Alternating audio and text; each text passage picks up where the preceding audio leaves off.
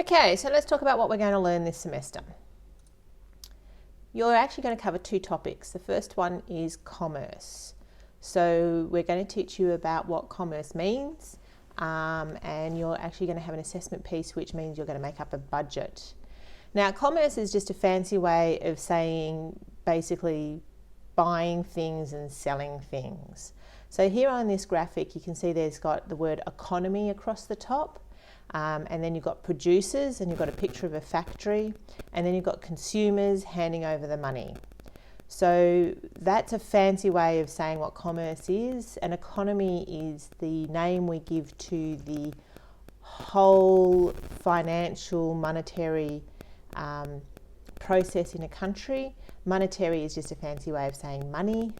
You can hear that, monetary, money.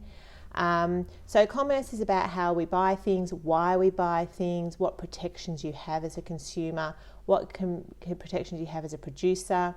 And those words should be fairly obvious. Producers, you produce things. Consumers, you consume things. But a product doesn't have to be something from a factory. So what we call a good, something you can touch. It can also be a service. So that's something that you can't touch, like your haircut or going to the doctor. All right, so we're going to teach you about how you make choices and why you make the choices you do, but we're also going to talk about the bigger picture about why the government is involved in commerce, what it means to have a business and things like that. Because running your own business is an option for you guys in the future. The second topic we're going to cover off is part of geography, and it's urbanisation.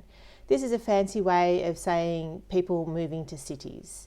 So we didn't always live in cities, and in fact cities didn't exist the way they do today until the Industrial Revolution, and you do that actually in Year 9, so we won't talk about that too much. But for example, the first city to have 1 million people was about 1 BC, and that was Rome. We don't really have, cities weren't a big thing.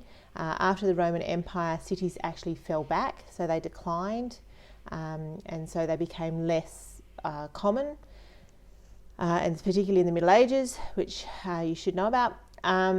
So we're going to talk about why do people move around the world, why do people move to cities, why do people move away from cities, and why would I live in one country and not another? Why do people move to Australia? Why do people move to America? Why do people, move to anywhere in the world? Okay, so that's what we're going to talk about in geography.